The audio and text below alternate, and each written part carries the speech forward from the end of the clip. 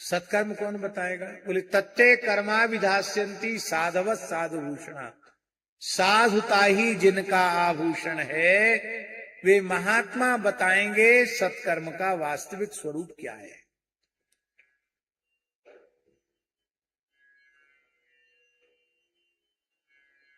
नारद जी वेद वेदांत सुना रहे थे, उपनिषद सुना रहे थे, गीता सुना रहे थे, ये सत्कर्म ही तो था। पर आकाशवाणी ने ये क्यों कहा? इसका तात्पर्य क्या है? बहुत ध्यान से सुने। इसका एक ही तात्पर्य है कि आपने, स्वामी जी, आपने अपने मन से, अपनी बुद्धि से जिस साधन को सत्कर्म के रूप में सुनिश्चित किया है, वो सत्कर्म नहीं है। आपसे ज्येष्ठ श्रेष्ठ पूज्य पुरुषों ने, सदगुरुदेव ने, संतों ने कृपा करके जो कह दिया कि ये तुम्हारे लिए उत्तम है, साधक के लिए वही सत्कर्म है।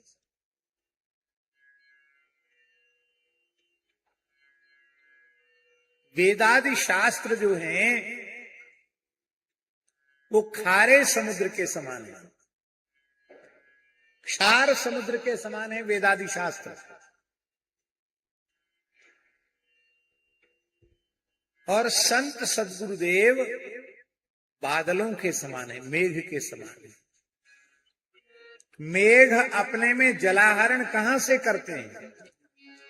मानसून समुद्र से उठता है, समुद्र से ही जलाहरण करते हैं बादल। और बरसते हैं तो कैसा बरसते हैं? खारा बरसते हैं कि मीठा? मीठा बरसते हैं। और जैसा समुद्र में जल है, वैसा का वैसा जल मेघ अपने में आहरण करने लग जाएं और बरसाने लग जाएं, तो बिना प्रलय के प्रलय हो जाएगा। नमक के पानी से सारे पेड़ जल जाएंगे, सारी धरती जल जाएगी, फसल जल जाएगी, सारे मकान गल जाएंगे, कहीं कुछ नहीं रह जाएगा। उस समुद्र का क्षारांश उसी में छोड़ देते हैं, मधुरांश ले लेते हैं, और जब बरसते हैं तो होई जलद जग जीवन दाता, वे जग जीवन दाता बन जाते हैं।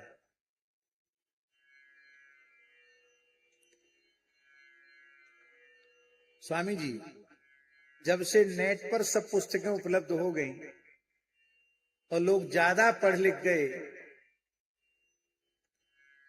तब से शास्त्रों के प्रति हीन भावना, उनके प्रति श्रद्धा, उनके प्रति विश्वास, उनके प्रति प्रेम, उनके प्रति समर्पण, उनके प्रति श्रद्धा, उसमें बहुत कमी आ गई। आप मांस भक्षण का निषेध करिए, देखिए तमाम लोग कहेंगे अमुक पुराण में मांस खाने की बात लिखी है, अमुक पुराण में मांस खाने की लिखी है। कितने दुर्विनीत दुष्ट हृदय तो ऐसे भाग्यहीन हैं जो गोमांस तक खाने का समर्थन करने लग जाते हैं, प्रमाण ग्रंथों का देते हैं, अमुक पुस्तक में लिखा, अमुक पुस्तक में लिखा।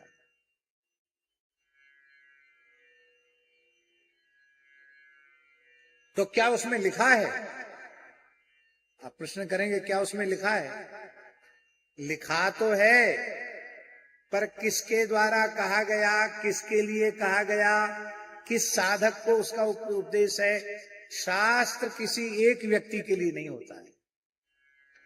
सात्विक प्रकृति वालों के लिए सात्विक साधन का उपदेश करता है, राजसी प्रकृति वालों के लिए राजसी साधन का उपदेश करता है, तामसी प्रकृति वालों के लिए तामसी साधन का उपदेश करता है, और गुणातीत साधकों के लिए गुणातीत साधन का उपदेश करता है। शास्त्र कोई एक व्यक्ति के लिए होता है?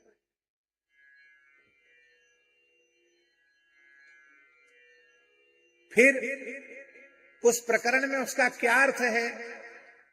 शब्दों के अनेक अर्थ होते हैं, तो ऐसे शब्द ही क्यों डाले गए शास्त्रों में? परोक्ष प्रिया ही देवा, देवता परोक्ष प्रिय होते हैं। प्रत्यक्ष में अर्थ उसका कुछ दूसरा निकलता है, पर जो प्रत्यक्ष में अर्थ है वो नहीं है।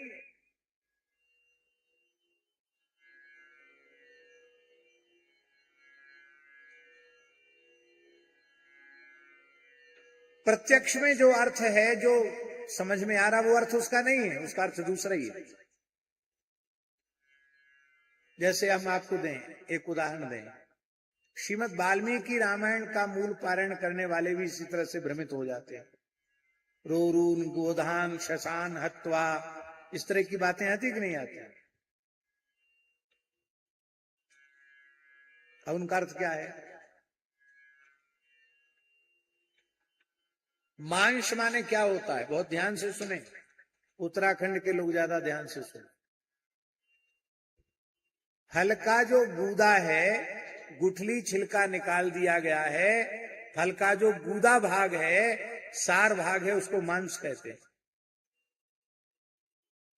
आपको पता है ये बात? आप तो उसी को मांस मानते हैं।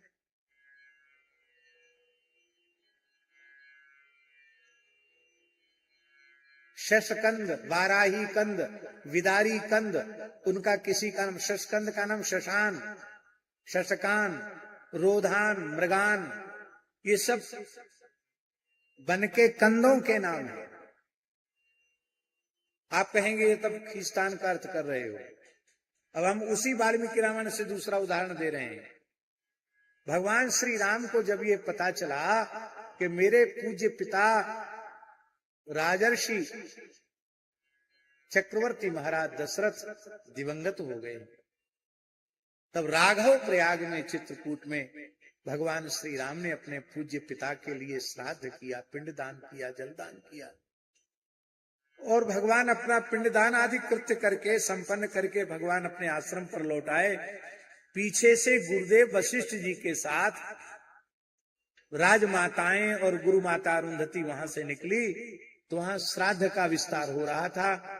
उसको देख करके माताएं रोने लगी और उन्होंने कहा, यदन्ना पुरुषो भवति तदन्नास्तस्य देवता।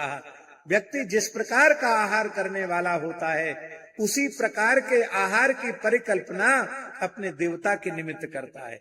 भगवान श्री राम वनवासी हैं, वे अन्न ग्रहण नहीं करते हैं, वे केवल कंदमूल फल ही आहार के रूप में लेते हैं।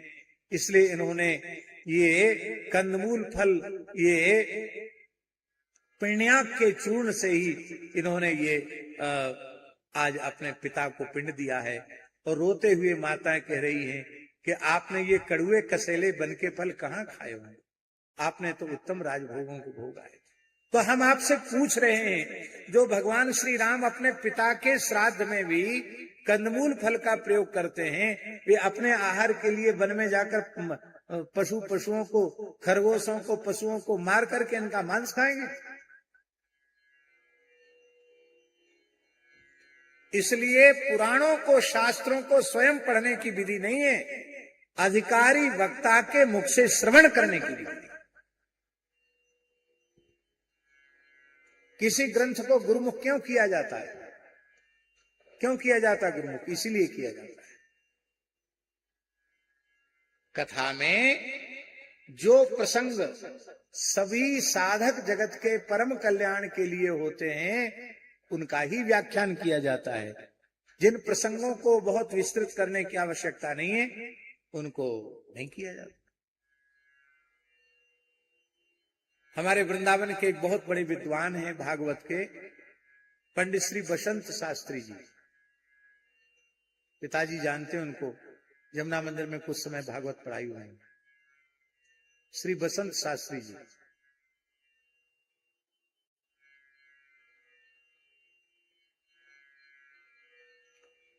तो वो अच्छे विद्वान हैं, संस्कृतज्ञ हैं, बहुत अच्छे विद्वान हैं, भागवत के अच्छे परिमार्जित विद्वान, वक्ता अच्छे हैं।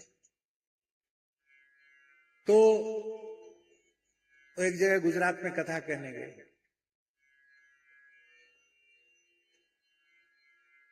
और संभवतः डोंगरी जी थे या कृष्ण श्री पूज्य श्री कृष्ण शंकर शास्त्री जी, दादाजी से हमें विस्मृति हो रही है। तो ये कथा कह रहे थे बसंत शास्त्री जी। तो पंचम स्कंद में जो आग्नेयद्र के सामने ब्रह्मा जी की भेजी हुई अप्सरा आई है, उस अप्सरा का साहित्यिक वर्णन करने लगे। तो जो आचार्य सुन रहे थे, उन्होंने बाद में धीरे से कान पकड़ के कहा, कान पकड़ो, पंडित कान पकड़ो, ये इसलिए है कि तुम व्यासपीठ पर बैठ करके इस तरह का साहित्यिक वर्णन करो। अरे भाई, सुखदेव जी ने कहा है आप कहो अप्सरा आई और उन्होंने वेदग्धी भाषा में कुछ बात की, बस इतना कर सकते हो। इस प्रसंग के व्याख्यान की क्या आवश्यकता पड़ रही है? क्योंकि इस प्रसंग का साधक जगत के कल्याण से कोई लेना देना नहीं है, तो ऐसी चर्चा की आवश्यकता क्या है? ये किसका विवेक होगा? ये वक्ता का विवेक होगा। इसलिए जे गावहि यह चरित संहारे, ते यही ताल चतुर रखवारे। इसलिए जैसे तैसे के मुख से नहीं सुनना, अधिकारी वक्ता के मुंह से सुनना।